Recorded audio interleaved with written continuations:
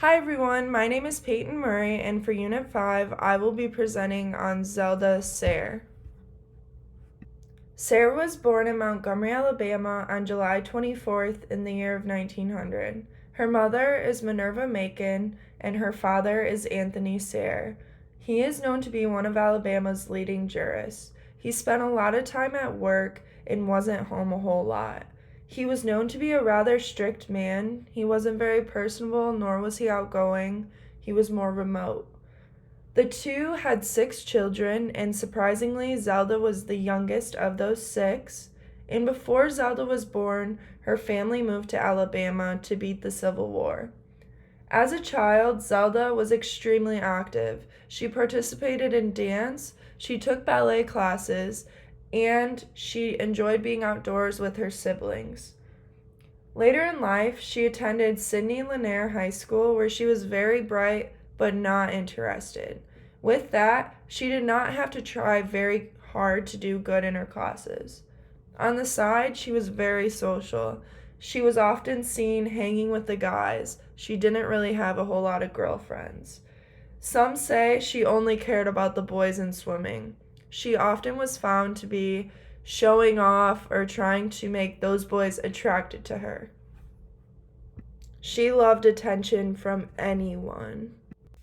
About a month after graduating from Sidney Lanier High School, Zelda met F. Scott Fitzgerald. He was a 21-year-old Army second lieutenant stationed at a nearby camp. At the time, Zelda really doubted his financial prospects and entertained several other men. She had no idea how famous F. Scott Fitzgerald was about to be in the near future. Their first encounter was at a country club dance in Montgomery, Alabama. This dance is exactly what Scott fictionalized in the novel The Great Gatsby. Continuing on, Zelda continued to mail letters to F. Scott while he was at war. And in the novel The Great Gatsby, he wrote that their first meeting was in a train station. As I said before, F. Scott was not the only man in her life. He was definitely competing for her love, which strangely made him want her even more. Zelda finally accepted him into her life on September 7, 1918. F. Scott mainly won her over because he offered something that no other man had offered her before, a romantic sense of self-importance. In the month of October, he was stationed up north, where he was later assigned to Camp Mills, which is on Long Island. In addition, they sent letters frequently, and soon enough, by March 1920, Scott sent Zelda his mother's ring, and the two became engaged. Zelda's family was very iffy of the relationship, mainly because they were aware of how much F. Scott liked to drink, and he was Catholic while they were a different religion. According to F. Scott Fitzgerald Society, the two, once they got married, they became very crazy. They were ordered to leave the Commodore Hotel and the Biltmore Hotel because of their drunkenness. They were causing scenes everywhere, and this took place in New York City. However, they were now known to be celebrities. This was because of their successful book, The Side of Paradise. At the time, everyone wanted to meet them. Continuing on, it is said that they were social people mainly because their systems were always filled with alcohol. Moreover, time passed, and on Valentine's Day in 1921, Zelda discovered that she was pregnant. On October 26, 1921, she gave birth to Francis Scotty Fitzgerald. In addition, she did have a second pregnancy, but there is not much information out about it. After the pregnancy, Zelda continued writing short stories and selling several of them. However, the Fitzgeralds soon found themselves in debt. F. Scott became very burned out from writing so much and was severely depressed. In the month of April 1924, they left for Paris. When arriving in Paris, F. Scott spent a lot of time writing his novel, The Great Gatsby. While F. Scott spent most of his time writing his novel, Zelda was out and about. She met a young, handsome man by the name of Edward Hosen. 6 weeks later, Zelda asked for a divorce. Zelda's marriage to F. Scott Fitzgerald was reportedly a toxic one, according to Mental Floss. It consisted of mutual infidelity and jealousy. Zelda accused her husband of having a gay relationship with his friend and fellow writer Ernest Hemingway. She had many nervous breakdowns throughout their marriage, and this was caused by the fact that she had been fighting a mental illness for a long time.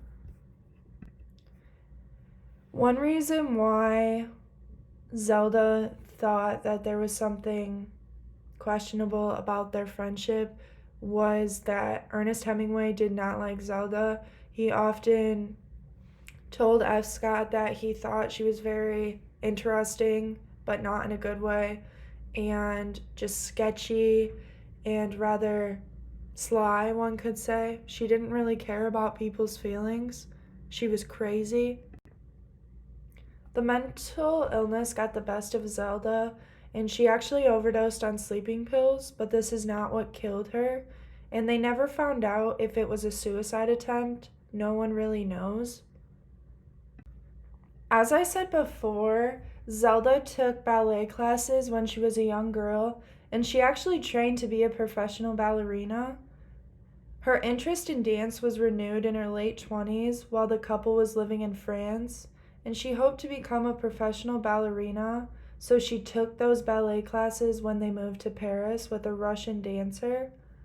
Zelda trained obsessively for a few years, spending all day practicing until her dreams ended when she suffered a mental breakdown in 1930, and that's actually what led to that drug overdose, so they do think that it could have possibly been a suicide attempt.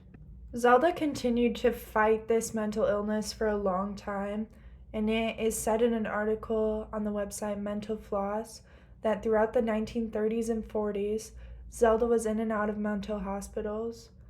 Although she was diagnosed with schizophrenia and depression, so those are what most likely would get a normal person a bipolar diagnosis. And during her time in these hospitals, Zelda kept herself creatively occupied by writing and painting. She was actually a great painter, and we are already aware that she was a good writer. She worked on her second novel, and it was called Caesar's Things. She painted scenes from Alice in the Wonderland, the Bible, and New York locations like Times Square, Washington Square Park, and the Brooklyn Bridge.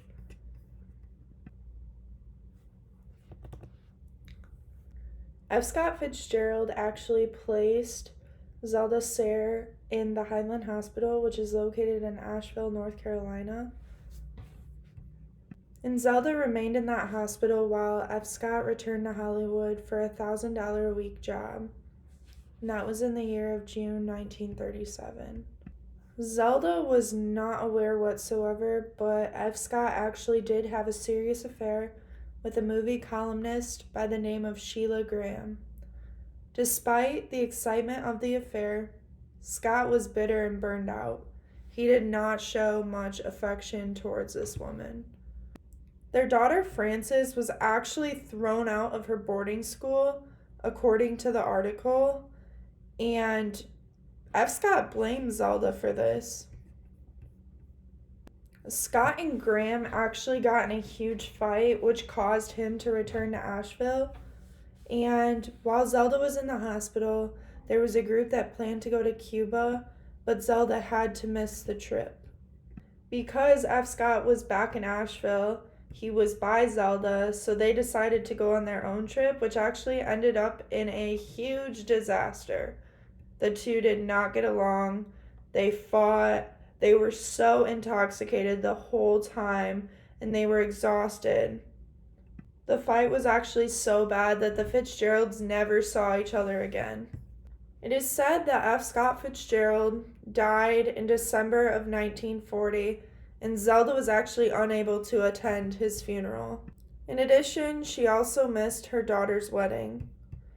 By August 1943, she had returned to the hospital after being released for quite some time. While at Highland Hospital in Asheville, North Carolina, on March 10, 1948, a fire started in the hospital's kitchen. It is said, reportedly, that Zelda was scheduled for an electroshock therapy session and was sedated and locked in a waiting room. Regardless of exactly where she was, the fire spread through the doors of the building, and Zelda was killed with 8 other women. She was only 47. It is obvious that this novel was actually inspired by F. Scott Fitzgerald's life. The Great Gatsby goes into detail about him and his love for Daisy Buchanan, which is actually Zelda Sayre. And a quote that Daisy Buchanan once said that was about her little girl Frances Scotty being born was, "All right," I said, "I'm glad it's a girl, and I hope she be a fool. That's the best thing a girl can be in this world, a beautiful little fool." So she was actually obviously content with that baby girl and happy it was a baby girl and she got to raise her. Another quote that I found quite interesting was they had spent a year in France for no particular reason, which they did, and they drifted here and there unrestfully wherever people play water polo and were rich together. And this quote is so true, mainly because that's what they did. They were constantly on the go. They lived their lives crazily. They were everywhere, I feel. They were doing everything all at once. Their lives were all over the place, one could say. In the end, though, their story is so unique and so unmeasurable, mainly because of how interesting it was.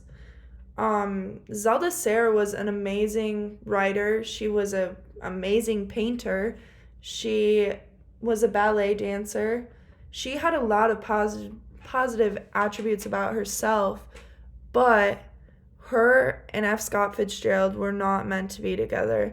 They lived a life of a toxic relationship, and oftentimes they faced a lot of misery. However, over the years, the two were both very successful and well-known writers. While F. Scott Fitzgerald is quite more well-known than Zelda Sayre, she is actually what created the book, The Great Gatsby, and allowed for it to be so popular because she is the one that F. Scott Fitzgerald fantasized about. She is the one that he was obsessed with, and she was able to give him that storyline. So with that, I want to thank you guys for listening to my presentation. I hope that it interests you, and I hope that you learn some new things about Zelda Sayre. Thank you.